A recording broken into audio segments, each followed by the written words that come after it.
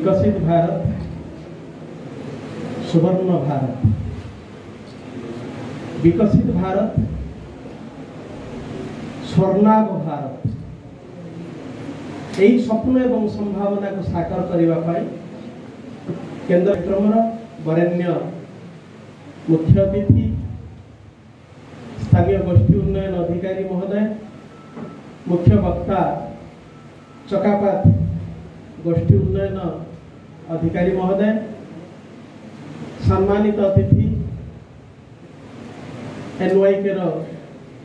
युवा officer youth officer महोदय, मोर सम्मानस्पद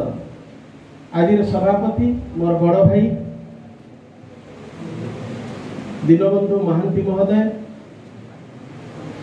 दुई कार्यक्रम अधिकारी जिला कार्यक्रम अधिकारी मोर सुहृद मनोरंजन सार एवं यही महाविद्यालय जातीय सेवा योजना कार्यक्रम अधिकारी मोर अनुजकल्प ज्ञानरंजन, मंच सम्मुख में बसवा गणमाध्यम विभिन्न प्रतिनिधि वृंद,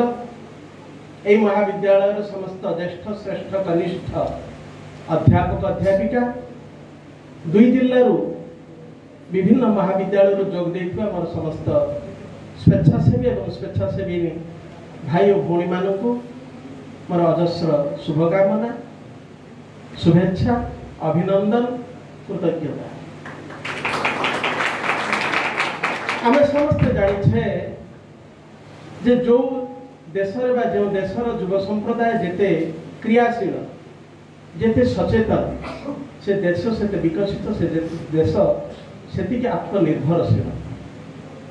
आज विश्व में आत्मनिर्भरशील होगा एक गुरुत्वपूर्ण विषय। आमे केते दिन कहा ऊपर निर्भर कर बंचिबा, तेणु आमे आत्मनिर्भरशील होगा एवं भारत वर्ष एक विकसित राष्ट्र में परिणत करवा यही गोटे स्वप्न आगामी 2047 मसीह जितेबाला 100 वर्ष पूर्तिर समारोहटी आम पालन करने जाऊँ से आम प्रधानमंत्री महोदय देखिं जे आमे आमे सक्षम हो सारी सफल हो पारि समर्थ हो पारि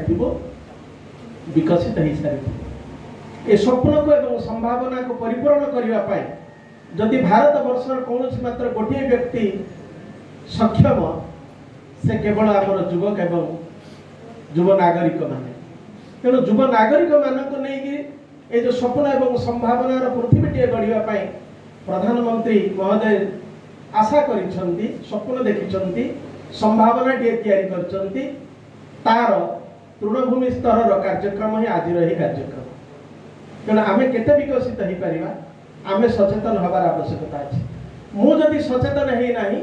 मु मोर परिवार वर्ग को सचेतन करि परिबि नाही, मोर परिवार वर्ग को जदि सचेतन करि नाही, मोर पड़ोसी को सचेतन करि नाही, मोर पड़ोसी को जदि सचेतन करि परिबि नाही, मोर गाँ को सचेतन करि परिबि नाही, मोर गाँ को जदि सचेतन करि नाही,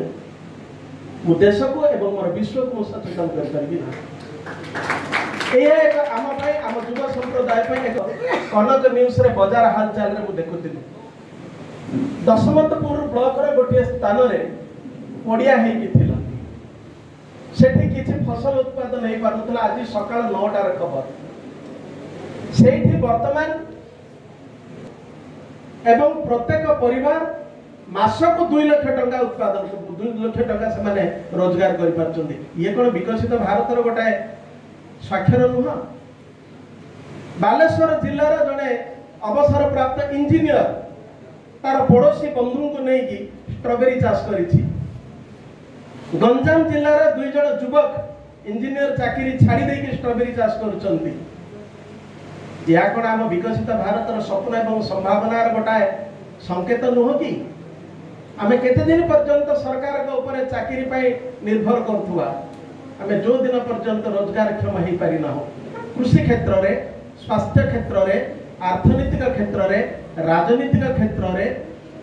एवं शिक्षा क्षेत्र रे जो देश जेते विकसित से देश विश्व रे सेतिक स्थान को उन्नत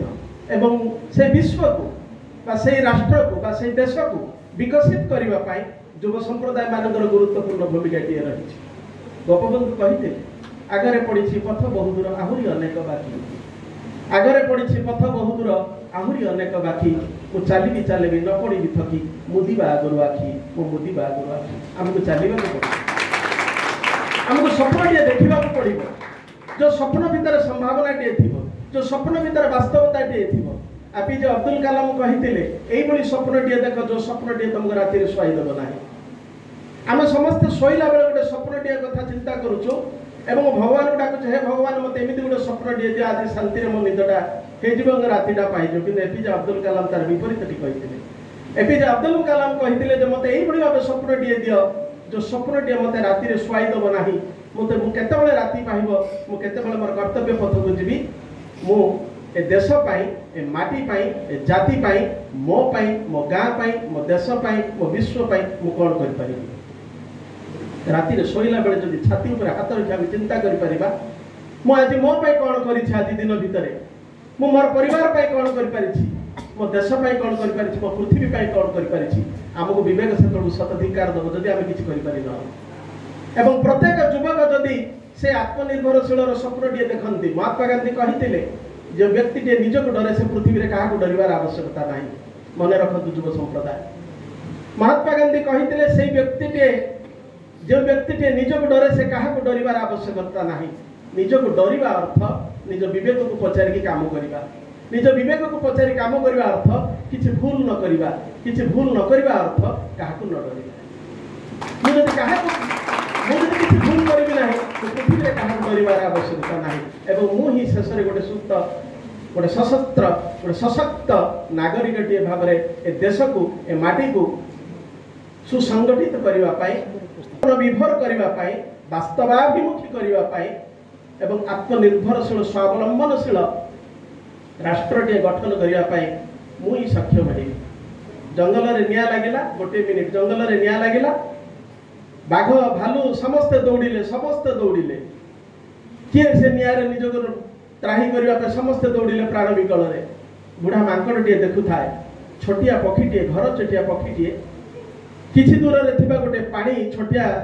गातटिए रे पानीटे थिला एवं से पानी रे बुडुथुला एवं तार कुनी कुनी पर रे आडी निया ऊपर टिके पानी पकौथुला बुढ़ा मांकड़ बहे हसिला कहला जोटी भालू हारी गले जोटी बाघ हारी गले जोटी सिंह हारी गले जोटी बड़ बड़ पक्षी माने निया को डरिक पळुछंती तू कोन टिकी चढ़ेटिए पानी झाड़ी कोन निया को तू बंद कर दी पारिबो मांकड़ को कड़ा जवाब देला पक्षीटी कहला होय तो मु निया न लिभि पारे